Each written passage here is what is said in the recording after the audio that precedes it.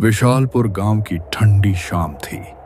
हर तरफ कड़कड़ाती ठंड फैल चुकी थी और इस गांव के बहुत से राज अब भी छुपे हुए थे। गांव में चौपाल के कोने में एक छोटा सा ढाबा था जहां गांव के कुछ लोग आया करते थे। आज भी कुछ लोग उस ढाबे पर ठंड के मौसम का मजा ले रहे थे। ये लो, ठंड का मजेदार मौसम भी आ गया भाइयों। हाँ, और सुरेश भाई, इस मौसम में फिर इस तरह के ढाबे की चाय का तो अलग ही मजा है। हाँ, तू सही कह रहा है। ऊपर से इस वक्त पूरे गांव में ये बिजली भी चली जाती है। लेकिन यही तो मजा आता है, बिजली चली जाती है और हम दोस्त यहाँ इकट्ठा होकर चाय का मजा लेते हैं। मेरा तो दिल करता है कि इस बरसात की पूरी रात यहाँ तुम दोस्तों के साथ गुजार लूं। हाँ, वो सब तो ठीक है, लेकिन तुम लोग शायद एक बात भूल रहे हो। इस रात में जब दीपक चाचा की कहानी हो जाती है तो मजा और भी डबल हो जाता है। वैसे मुझे लगता है ये चाचा की कहानियां सब झूठी होते हैं। नहीं, ऐसा नहीं है। चाचा के किस्से सिर्फ झूठी कहानियां नहीं होते, बल्कि सारे किस्से उनके सच होते हैं। अरे अब छोड़ भी दो भाई, मुझे तो पहले से ही नहीं लगता कि दीपक चाचा की कहानियां सच होंगी। आजकल के दौर में ऐसा कहाँ होता है, ये भूत, चुड़ैल और छलावा वगैरह। ये तो तेरे मन की बातें हैं, लेकिन हकीकत तो यही है कि चाचा की बातें सब सच होती हैं। अच्छा, तुम लोग बहस न करो। ये चाचा अभी तक आए क्यों नहीं? मैंने कहा भी था कि थोड़ी देर में यहाँ आ जाना। वो लोग एक दूसरे के साथ बातें कर रहे थे कि तभी वहां दीपक चाचा उस ढाबे पर आ जाते हैं और उधर आसमान में बिजली की कड़क की आवाजें गूंज रही थीं। चलो, वो देखो, दीपक चाचा भी आ गए। अब इस बरसात में यहाँ ढाबे का असली मजा आएगा। कैसे हो तुम सब? लगता है कि मैंने तुम सबको आज बहुत इंतजार करवाया। हाँ चाचा, बात तो आप सही कह रहे हैं। हम सब आपका ही इंतजार कर रहे थे। लेकिन क्या हुआ? आपको आज इतने देर क्यों हुई? बेटा, वो आज मेरी बीवी की तबीयत थोड़ी ठीक नहीं थी, तो उसके देखभाल के कारण यहां आने में थोड़ी देर हो गई। अच्छा, चले कोई बात नहीं। हम तो समझ रहे थे कि आज तो आप बिल्कुल नहीं आएंगे। हमें वैसे भी यहाँ आपके कहानियों के बिना बिल्कुल भी मज़ा नहीं आता। मुझे खुद भी यहाँ तुम लोगों के साथ बातें करने में बहुत अच्छा लगता है। अच्छा चलो चाचा, अभी हम सब बैठे हैं, बस आप आ जाइए और ये बताइए कि आज हम सबको आप कौन सा किस्सा सुनाएंगे। अच्छा ठीक है, अब मैं आ गया हूँ और अब मैं आप सबको एक सच्चा किस्सा सुनाता हूँ। दीपक चाचा भी अब वहां उनके साथ बैठ जाते हैं और उन्हें किस्सा सुनाना शुरू कर देते हैं। अच्छा भाई, एक कप चाय कर दो मेरे लिए। अच्छा, तो आज मैं तुम लोगों को अपनी जिंदगी का डरावना किस्सा सुनाता हूं। ये बात मेरी जवानी के वक्त की है। उस वक्त तकरीबन बहुत रात हो चुकी थी और बारिश इतनी तेज थी कि रुकने का नाम नहीं ले रही थी। उस दिन मैं अपना काम खत्म करके ऑफिस से निकला ही था और वहां के बस स्टॉप के पास किसी बस का इंतजार करने के लिए रुक गया। मेरे आसपास अब कोई भी नहीं था, वहां सिर्फ मैं ही इंतजार कर रहा था। कुछ देर इंतजार करने के बाद मुझे अंदाजा हो गया कि जो आखिरी बस थी वो भी छूट गई है। तभी मेरी नजर रोड पर पड़ी तो मैंने वहां एक अजीब सी बूढ़ी औरत देखी। वहां अंधेरा ज्यादा था, इसलिए मुझे साफ कुछ नजर नहीं आ रहा था। तभी आसमान में जोर से बिजली कड़की, जिससे मेरा ध्यान वहां से हट गया और जब दोबारा मैंने उस जगह पर देखा तो वहां कुछ भी नहीं था। यह बात मुझे अजीब लगी और मैं उसी बारे में सोच ही रहा था कि तभी वहां से एक खूबसूरत सी साड़ी में एक लड़की मेरी तरफ आने लगी। वो वहां आकर मेरे पास रुक गई और ऐसा लग रहा था कि वो भी किसी काम से आकर बस का इंतजार कर रही हो। क्या हुआ जी? आप इतने डरे हुए क्यों हैं? और इतनी रात यहाँ अकेले क्या कर रहे हैं? मुझे डर लग रहा है यहाँ बहुत। डर? किस चीज का डर? मुझे इस अंधेरी रात से और इस रास्ते से डर लग रहा है। क्या आपको डर नहीं लग रहा यहाँ? नहीं, मुझे तो डर नहीं लग रहा। इसमें डरने की क्या बात है? बस सिर्फ रात ही तो है और बारिश है। बस अच्छा, आप बताइए, आप इतने रात को अकेले यहाँ क्या कर रहे हैं और आप कहाँ जा रहे थे? मैं अपना काम खत्म करके घर जा रही थी और बस में जाने के लिए जब यहाँ आने वाली थी तभी मुझे सामने सड़क पर एक अजीब सी भूरी औरत नजर आई। इसी वजह से अब मुझे डर लग रहा है।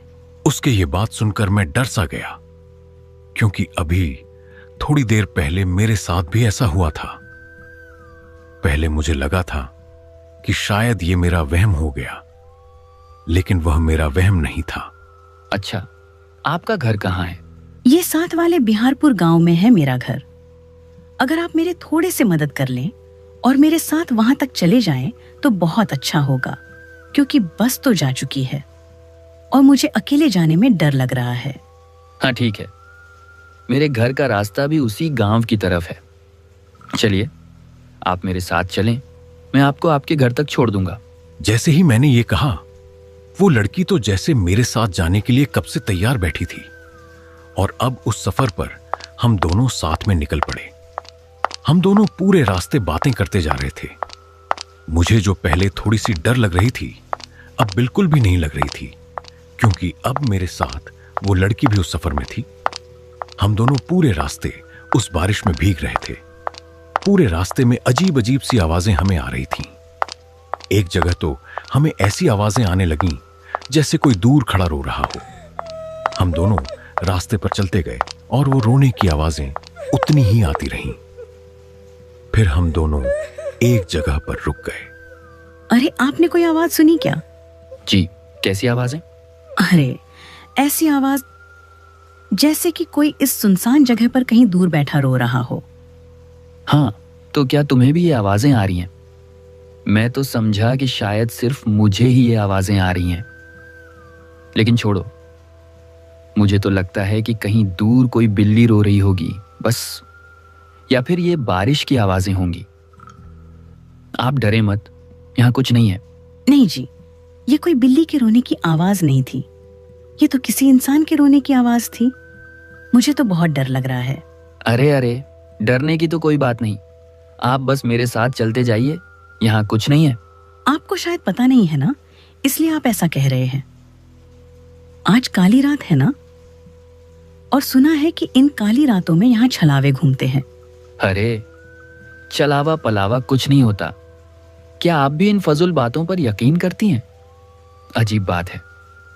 वैसे अच्छा, अब छोड़ें ये फजूल बातें और आप बस मेरे साथ चलें, मैं आपको आपके घर तक पहुंचा दूं।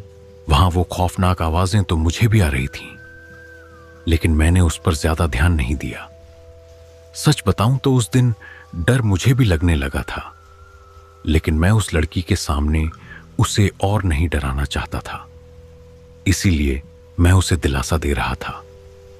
हम दोनों फिर से चलने लगे। क्या आपको इस सुनसान जगह पर इस अंधेरी रात में डर नहीं लगता?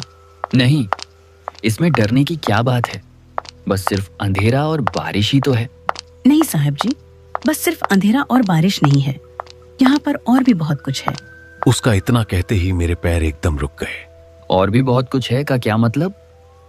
और क्या है यहाँ पर? मैंने सुना है कि यहाँ पर इस सुनसान रास्तों पर छलावा घूमता है और लोगों को अपने बातों में लगाकर उन्हें अपना शिकार बना देता है। नहीं, मैंने पहले भी कहा था कि ये छलावा फलावा जैसा कुछ नहीं होता। ये सब बस पुराने झूठी बातें हैं बस। आपने कभी देखा नहीं होगा ना, इसलिए आप ऐसे बातें कर रहे हैं। जिस दिन आपका सामना सच में छलावे से होगा, उसके बाद फिर आप ऐसी बातें नहीं करेंगे साहिब जी। यार, तुम तो ऐसे बातें कर रहे हो जैसे कि तुमने सच में कोई छलावा देखा है। तो बताओ, फिर कैसा दिखता है तुम्हारा छलावा? प्यारा है या नहीं? छलावा प्यारा कहाँ होता, वो बहुत ही खतरनाक होता है। अगर एक बार वो किसी को पकड़ ले तो फिर उसे आसानी से नहीं छोड़ता। अगर कोई भी चालावे के जाल में एक बार आ गया तो फिर उसका बचना बहुत मुश्किल है। वो सब तो ठीक है, लेकिन तुमने मुझे बताया नहीं। क्या तुमने सच में कोई छलावा देखा है? हाँ साहब जी, मैं छलावा ही तो हूँ। उसका ये कहते ही मैं एकदम से रुक गया, मगर जब मैंने पीछे देखा तो वो लड़की वहां नहीं थी। वो अचानक ऐसे गायब हो गई जैसे कभी थी ही नहीं। अब मुझे उसके बातों से डर महसूस होने लगा था। मुझे समझ नहीं आया कि वो आखिर कौन थी और अचानक ऐसे कैसे गायब हो गई। मैं अब बहुत ज्यादा डरा हुआ था। मेरा पूरा जिस्म मानो जैसे थम सा गया हो। मैंने इधर उधर देखे बिना ही फिर से चुपचाप चलना शुरू कर दिया, क्योंकि मेरे पास और कोई रास्ता नहीं था। मैं वही था जो ये चलावा भूत पर यकीन नहीं करता था, लेकिन अब उस लड़की की बातों की वजह से मैं डरने लगा था। मैं बस किसी तरह इस रास्ते को पार करना चाहता था। वो रास्ता खत्म होने का नाम ही नहीं ले रहा था।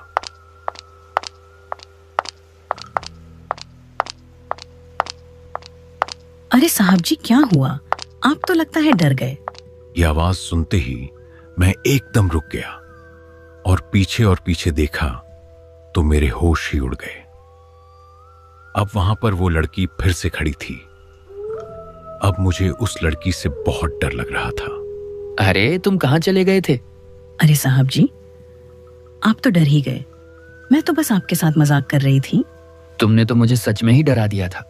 लेकिन साहिब जी, आप तो कह रहे थे कि आप चलावा पलावा से डर नहीं लगता, तो फिर आप किस चीज से डर रहे थे?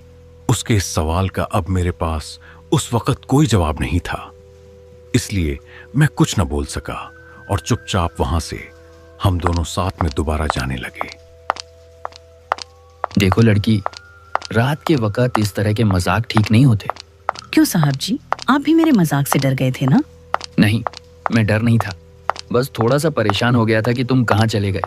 अच्छा, तो मतलब कि अभी भी आपको लगता है कि चलावा वगैरह कुछ नहीं होता? अच्छा, तुम अब बस ये बातें छोड़ो ना, कोई और बात करते हैं। अच्छा देखो, अब बस हम घर पहुंचने ही वाले हैं।